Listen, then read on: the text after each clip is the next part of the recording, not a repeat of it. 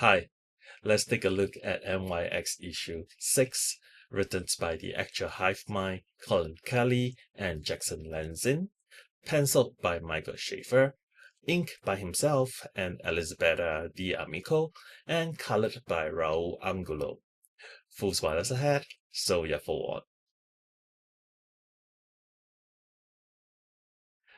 I admit I was initially pretty confused as to what was happening, and I did not quite connect the dots until the reveal towards the end of this issue. So I was like, oh, are we doing a second Laura issue with her inner monologue? Hi, Future Tyler here. This issue definitely works better with a second read, especially when you first read it, you were tired and really did not see everything that you were meant to, such as the panel of the girl with the pink tips on the first page. Plus, the seeds of her appearance were planted in issue 2 with Laura's inner monologue. We only read the original NYX once, and I barely remembered Keaton. I also feel like the original series is like written by an edgelord. It's very dark, very depressing, and a lot of violence directed at young female characters, which made me pretty uncomfortable. It also has art that had shots that were really not needed. Liu's follow-up is actually much better. Anyway, in this issue, the gang had a night out and attended a Dazzler concert.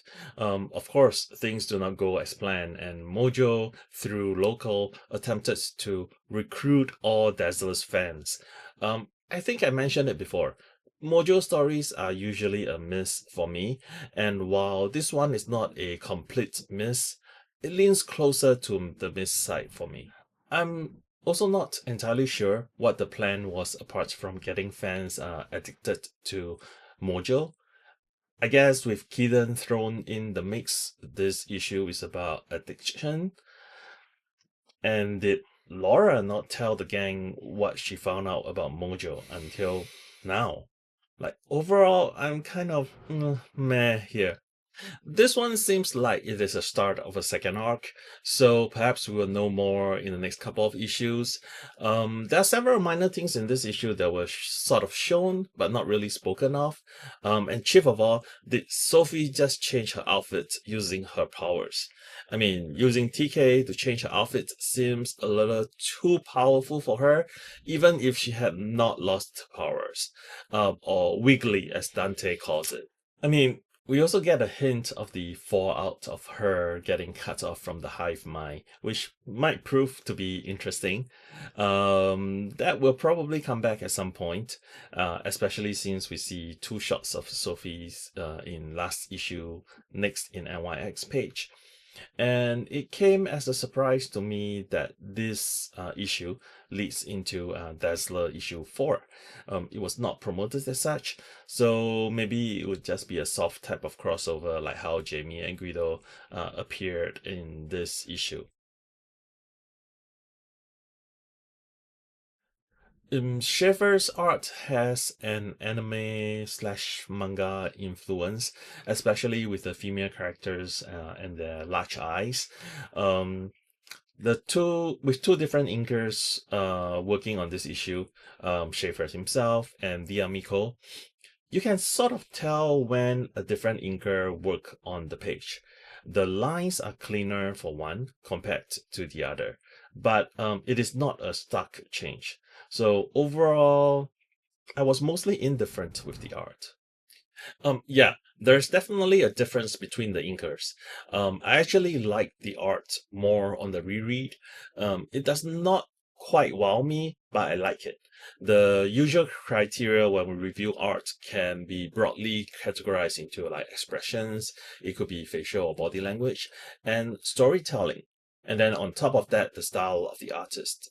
In this issue, I definitely enjoy the expressions on the characters on the second read, such as Laura's when Keaton revealed herself, and a couple of shots of Sophie when she was sidelined. Storytelling wise, this is good with some nice camera movements and framing, and the Artist style, though, it takes some getting used to as it weaves in and out of anime territory. I mean, I do like all the random things that happens in this issue. Like how, and this other mutant cruise each other, and how Sophie changed her outfit without anyone mentioning anything. The colors from Angulo is always a delight. A large majority of this issue happens in dark places with like bright spotlights, but the scenes were still colored nicely without it feeling too dark or like monotone. I also like the effects and colors when seen from Killen's point of view, and when she came out of her time stasis. Overall, this is just okay to me. I would rate this a 3.25 out of 5. The story did not quite grab my attention, and while I appreciate bringing back a character we had not seen in a long while, the antagonist in this issue is a little bit of a bore. Agree. So if you enjoyed this video, please give us a like and subscribe. Please share this with your friends and leave a comment below. Thanks, and Tyler out.